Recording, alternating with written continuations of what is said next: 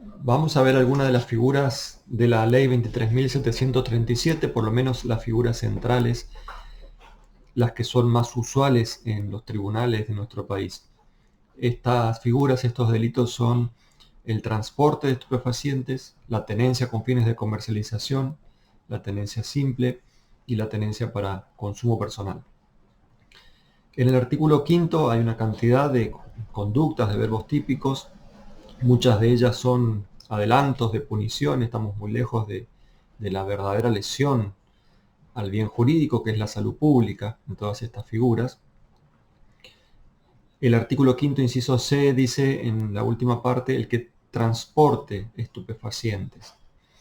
Primero, aclaremos que estupefaciente, el concepto, lo que debe entenderse por estupefaciente, está en la misma ley 23.737. En el artículo 40 específicamente, ahí se define lo que es estupefaciente, con una remisión al artículo 77. Lo que hace esta ley 23.737 es reformar ese artículo 77 del Código Penal argentino, y entonces ahí se dice que es estupefaciente. Hay una remisión a una lista que debe ser actualizada por el Poder Ejecutivo periódicamente. La idea es que pueden existir nuevas sustancias estupefacientes no conocidas hasta el momento. Entonces, para no tener que hacer una modificación legal cada vez que se descubre o que se encuentra alguna nueva sustancia, se utiliza este sistema similar a una ley penal en blanco. Y entonces se entiende por estupefaciente lo que en la lista del Poder Ejecutivo Nacional se establezca periódicamente que sería considerado estupefaciente. Entonces, la figura de transporte de estupefaciente es transportar sustancias estupefacientes. El artículo quinto, inciso C, no dice más que eso. Ahora bien, ¿cómo se interpreta en general en la jurisprudencia esta figura de transporte de estupefaciente? Transportar, según el diccionario, es llevar una cosa de un lugar a otro. Ahora, esa interpretación del diccionario no nos puede servir, o al menos no sería completa para interpretar la figura de transporte estupefaciente de la ley 23.737. ¿Por qué? Porque si bastara con llevar estupefaciente de un lugar a otro, entonces se estaría cometiendo este delito que, recordemos, tiene una pena de 4 o 15 años de prisión, una pena bien muy grave. Es una pena igual a la del delito de reducción a servidumbre, por ejemplo, ¿no? Del artículo 140 del Código Penal. Exactamente la misma pena. Es decir, quien reduce a servidumbre a una persona tiene la misma pena que este delito de transporte o de tenencia de estupefaciente con fines de comercialización, entre otras figuras. Entonces, evidentemente tiene que ser una conducta grave que ponga realmente en peligro la salud pública a un conjunto indeterminado de personas. Ahora, si uno interpreta el transporte, el transportar, como dice el diccionario, llevar una cosa de un lugar a otro, entonces seguramente todos los casos de tenencia de estupefacientes ya serían un delito a su vez de transporte de estupefaciente, porque difícilmente alguien que tenga estupefaciente no se mueva, lo tenga siempre y esté quieto en el mismo lugar. Entonces, obviamente que no se puede interpretar esta figura de transporte con el diccionario o simplemente con el diccionario. Entonces, el transportar estupefaciente debe ser llevar sustancia estupefaciente de un lugar a otro, pero no de cualquier lugar y hacia cualquier lugar, no cualquier cantidad de estupefaciente y tampoco por cualquier medio. Porque, repito, si transportar es llevar de un lugar a otro, entonces el que lleva desde la cocina de su casa hasta el baño de la misma casa estaría transportando el estupefaciente, y eso no puede ser.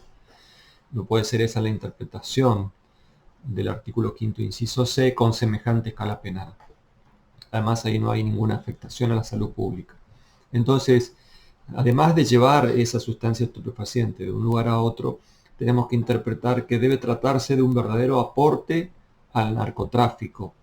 La conducta que vamos a encuadrar en este artículo quinto, inciso C, debería significar un verdadero aporte a la cadena de tráfico. De modo que debe tratarse objetivamente de transportar, de llevar ese estupefaciente desde los lugares de producción hasta los lugares de distribución. Ese sería el aporte al narcotráfico y esos serían los casos que una ley razonablemente pretende estar abarcando. Entonces, no llevar de cualquier lugar hacia cualquier otro lugar, sino llevar desde los centros de producción a los centros de distribución, o desde los centros de distribución mayoritaria hacia otros centros de distribución en menor escala, pero siempre que ese llevar de un lugar a otro signifique un aporte al narcotráfico realmente. Otra característica, el medio utilizado. Es común también muchas veces en la jurisprudencia ver resoluciones que dicen, bueno, pero si lo llevaba en el auto, la sustancia estupefaciente, entonces es transporte, porque el auto es un medio de transporte. Lo mismo si lo hacía en un camión, en un micro, en un ómnibus, en una moto y en una bicicleta, porque son medios de transporte. Bueno, pensamos que si se trata de una figura tan grave para la salud pública, ¿puede influir el medio utilizado? Claro que sí. Entonces, sería más razonable pensar que utilizar una determinada logística. Por ejemplo, en muchos casos, un camión, una camioneta que lleva la sustancia, o en varios autos que se llevan escondidas en distintas partes del auto, podríamos pensar que ahí sí se puede dar esta figura de transporte de estupefacientes. Ahora, quien lleva en una bicicleta, en una moto, bueno, pero ¿cuánto podría estar transportando? ¿Qué aporta el narcotráfico? Podría ser alguien que lo lleva en bicicleta, y si lo lleva caminando tal vez pueda llevar mayores cantidades, de modo que influye entonces también en la determinación del caso particular para ver si hay o no transporte el medio utilizado. Se supone que en esta figura de transporte, de aporte al narcotráfico, realmente pensamos en medios idóneos de transporte para realizar ese acto. Y lo otro, las cantidades. No es lo mismo tener 5 gramos de marihuana e ir a la casa de un amigo, ir a la plaza o ir a un recital, por ejemplo, con esos 5 gramos de marihuana. Eso no significa que la persona esté cometiendo el delito de transporte de estupefaciente, aunque si tomamos el diccionario está llevando sustancia estupefaciente de un lugar a otro. Pero claro, es absurdo pensar que una pena de 4 a 15 años de prisión para quien esté llevando esa cantidad insignificante desde el punto de vista de la salud pública como bien jurídico protegido y desde el punto de vista de la figura penal que tiene una pena tan grave y que, repito, está rodeada o en un grupo de conductas típicas que claramente son conductas que impliquen verdaderos aportes al narcotráfico. Entonces, no es simplemente llevar sustancia estupefaciente de un lugar a otro. Aunque el autor sepa y tenga una finalidad, en la jurisprudencia se habla de una ultrafinalidad, y esa ultrafinalidad o elemento subjetivo especial sería la intención de introducirla al narcotráfico. En realidad, más que ultrafinalidad, lo que debemos aclarar es que objetivamente, es decir, ya en el tipo objetivo, el transporte de estupefaciente no puede ser llevar la sustancia de un lugar a otro, sino que debe ser, además de eso, un verdadero aporte al narcotráfico. Y valen para esta interpretación considerar los lugares desde donde y hacia dónde se transporta, los medios utilizados y las cantidades transportadas. Solo en un caso en que objetivamente estemos viendo un aporte a ese narcotráfico, que es lo que se pretende evitar con esta ley, solo ahí podemos hablar de transporte de estupefacientes. En el tipo subjetivo, el autor debe saber que está transportando esa sustancia estupefaciente y que de esa forma está contribuyendo al narcotráfico, a la venta ilegal de estupefacientes. Ese es el dolo del autor. Como decía, hay sectores de la jurisprudencia que hablan de necesitan hablar de una ultrafinalidad o elemento subjetivo especial para limitar de algún modo lo absurdo que sería aplicar el tipo penal en el ejemplo de quien lleva 5 gramos de marihuana en la bicicleta. Entonces, acuden a esa exigencia de un elemento subjetivo especial. Yo creo que es un elemento objetivo del tipo penal, primero, un elemento objetivo. Si no hay un verdadero aporte al narcotráfico, no puede hablarse de delito de transporte. Bien, se aplican los criterios de la parte general en materia de participación criminal. Quiero decir con esto que los criterios de autoría, coautoría, participación necesaria, simple complicidad son todos aplicables a este delito, lógicamente.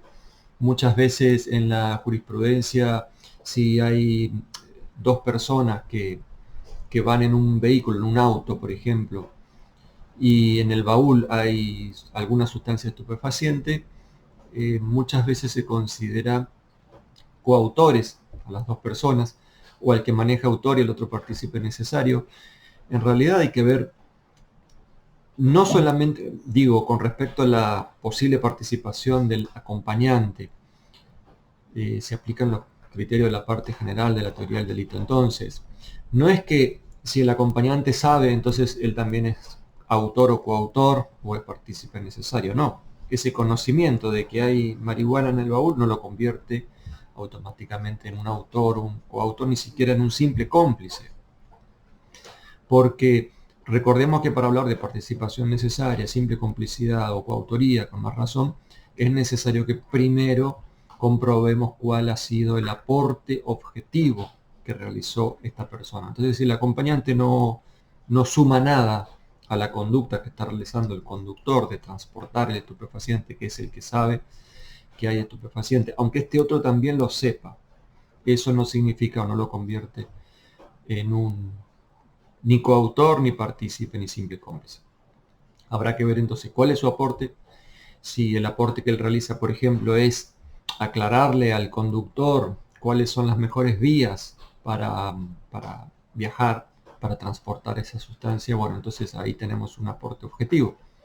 Pero si no tenemos, si no encontramos en el caso, no basta con el simple saber que en ese vehículo hay estupefaciente. Ese no es el acto objetivo del transporte de estupefaciente. Bien, se aplican, repito, todos los criterios de la teoría del delito. Entonces, si la persona lleva un bolso y supongamos hipotéticamente que no sabe lo que hay ahí, que es marihuana o es alguna otra sustancia estupefaciente, si no supiera el contenido, entonces no tiene dolo. Claro que después en los hechos reales, digamos, habrá que probar si conocía, si no conocía, etc. Pero realmente, si la persona no sabe, entonces no tiene dolo. Se aplican todos los criterios de la teoría del delito. En los delitos de tenencia de estupefaciente, tenemos que diferenciar el artículo 5 por una parte del artículo 14. En el artículo 5 está previsto el delito de tenencia de estupefaciente con fines de comercialización. Esto es, quien tiene el estupefaciente con la intención de venderlo. ¿Por qué existe esta figura? Bueno, primero porque esta ley 23.737 tiene una cantidad de un abuso de los verbos típicos, como decíamos en el video anterior. Hay una exageración, claro, de los verbos típicos, de los anticipos en el iter criminis de la punición. Pero en el caso de la tenencia para comercializar está previsto y es muy utilizado en la práctica, porque en la práctica es difícil detener o atrapar, digamos, a la persona en el mismo acto en que está cometiendo el delito de venta de estupefacientes. Entonces, por eso es que es más fácil utilizar la figura de la tenencia con fines de comercializar que utilizar el delito de comercialización, que también está en el artículo 5, inciso C de la ley 23.737. ¿Cómo se conforma la tipicidad de esta figura de tenencia con fines de comercialización?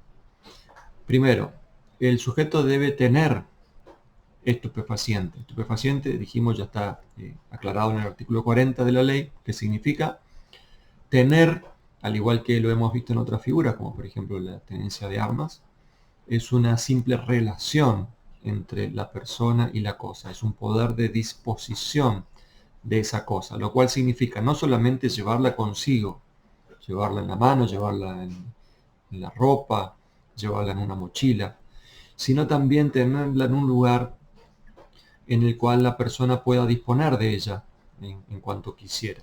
Por ejemplo, yo puedo tener estupefacientes, estoy en la facultad en una clase, pero tengo el estupefaciente en mi casa o en mi auto, en el baúl, en una parte que yo la guardé especialmente. Esa relación de disposición, puedo ir a buscarla cuando quiera, eso es la tenencia. Hay muchas críticas a los delitos de tenencia en general porque no son ni conductas activas ni conductas omisivas, sino simples relaciones entre una persona y la cosa. Pero bueno, es un recurso muy utilizado por el legislador y en este caso la tenencia con fines de comercialización significa entonces esa relación entre la persona y el estupefaciente, esa relación de disposición. Y objetivamente nada más. Luego, en el tipo subjetivo es necesario que el autor sepa que tiene esa sustancia estupefaciente y que la tenga con fines de comercializar. Es decir, ahí sí hay un elemento subjetivo especial. En esta figura sí tenemos un elemento subjetivo especial distinto del dolo. El dolo es saber que eso que yo tengo es estupefaciente, pero el elemento subjetivo especial es tenerlo para comercializar. Bien, figuras similares hemos visto, por ejemplo, en el artículo 80, inciso séptimo, con elementos subjetivos especiales distintos al dolo. Ahora bien, en la práctica, ¿cómo es que se prueba ese elemento subjetivo especial? ¿Cómo se prueba esa intención especial de comercializar? Bien, hay distintos parámetros o datos objetivos que la jurisprudencia ha considerado necesarios para determinar que en el caso particular el sujeto tiene la sustancia para comercializarla. Esos datos objetivos son, por ejemplo, no es que son determinantes y son presunciones iure de iure de ningún modo, son simplemente elementos objetivos que nos permiten suponer las intenciones del autor y ese es el elemento que exige el tipo penal. Los elementos objetivos que permiten esa suposición serían, por ejemplo, a la persona se le secuestra una cantidad importante de estupefaciente, lo cual hace presumir que eso no es para su consumo personal. Por ejemplo, 10 kilos de cocaína, bueno, no lo podría consumir ni no sé en cuánto tiempo y tal vez no le alcance la vida. Pero entonces cuando hay una gran cantidad de sustancia estupefaciente, eso hace suponer que no lo tiene ni para consumir ni para coleccionarlo, sino para comercializarlo. Otro dato objetivo es la existencia de ciertos elementos como por ejemplo balanzas, que son muy utilizadas por las personas que venden estupefaciente para separar cantidades, ¿no? Otro dato objetivo es, por ejemplo, el verificar que existen personas que entran y salen de un determinado lugar. Bueno, claro, si hay intervenciones telefónicas y de esas intervenciones telefónicas surgen conversaciones que hacen presumir que se está tratando de compra y venta de sustancias estupefacientes, la división de la droga o del estupefaciente en cantidades pequeñas, lo cual hace que ya estén listas para venderlas más rápidamente. Son todos elementos objetivos que en la jurisprudencia se reconocen como elementos válidos para hacer pensar que existe esa tenencia con el fin de comercializarla. Bien, eso en cuanto a la tenencia con fines de comercialización. Recordemos que estamos hablando de figuras penales con sanciones muy altas, 4 a 15 años de prisión. Y el bien jurídico protegido es la salud pública de las personas.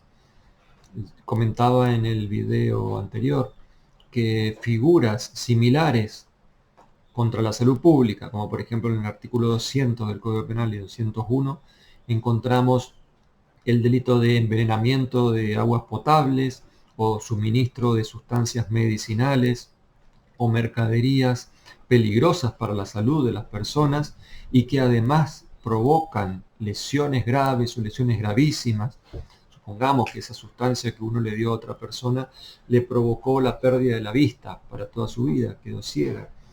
Entonces, ese delito del artículo 200 y 201 bis del Código Penal argentino tiene una pena de hasta de 3 a 10 años de prisión, perdón, 3 a 15 años de prisión, agravado en caso de que las lesiones sean gravísimas, o sea, una pena todavía menor a este delito de tenencia con fines de comercialización de estupefaciente o transporte de estupefaciente, en el que figuras en las que no hay nadie lesionado, al menos no todavía.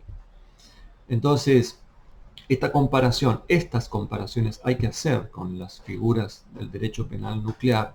Tenemos que pensar permanentemente las escalas penales de esta ley 23737 con el derecho penal nuclear, para darnos cuenta de la gravedad que implica cometer una de estas conductas. Pero entonces, para que se sancione a alguien por este delito, tiene que ser un caso verdaderamente grave.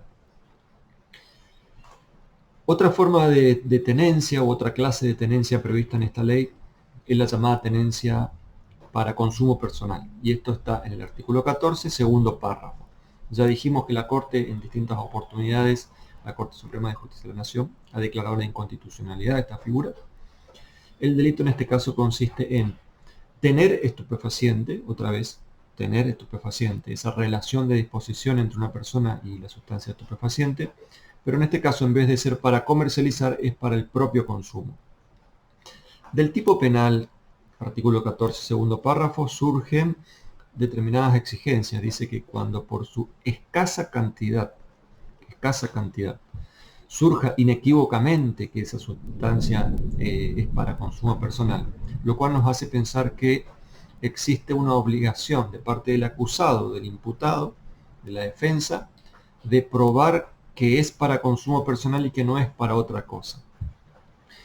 Bien, cuando es para consumo personal, ahí estamos en presencia del 14, segundo párrafo, y es la figura que la Corte declara inconstitucional y que precisamente es inconstitucional, porque si uno se daña a sí mismo, eso no puede ser delito, no puede ser sancionado penalmente. ¿Cómo se distingue de la tenencia simple, que lo vamos a ver a continuación? Bueno, porque acá la tenencia es para consumo personal. ¿Y cómo sabemos que es para consumo personal? Bueno, la ley dice por su escasa cantidad. No hay límites en cuanto a cantidades especificadas en la ley. Hay algunas otras legislaciones que hablan de determinadas cantidades. Ponen un número en gramos de determinadas sustancias estupefacientes como para diferenciar cuándo es para una cosa y cuándo para otra. Nosotros no lo tenemos en la ley.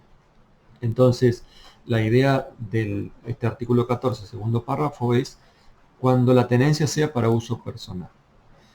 En caso de duda, la misma Corte Suprema de Justicia de la Nación, en la causa Vega Jiménez, ha resuelto que, así como está el texto del artículo 14, segundo párrafo, podría significar una afectación al principio constitucional de inocencia y de indubio pro reo. Es decir, que en caso de duda hay que estar siempre a favor del imputado, no en contra del imputado.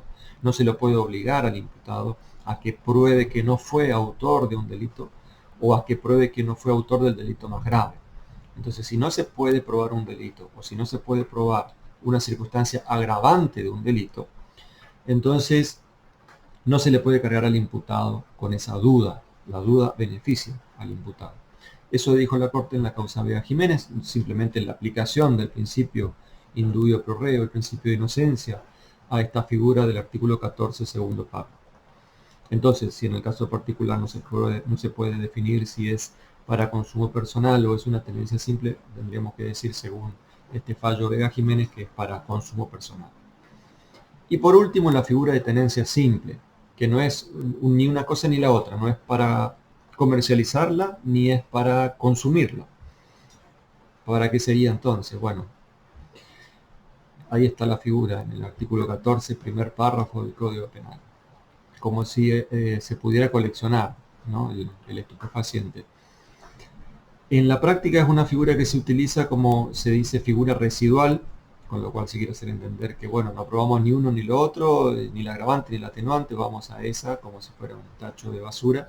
Ahí va a parar todo lo que no puede ir a ninguno de los dos extremos, esa figura de tenencia simple tiene una pena de 1 a 6 años de prisión, muy grave para lo que podría significar de peligro a la salud pública.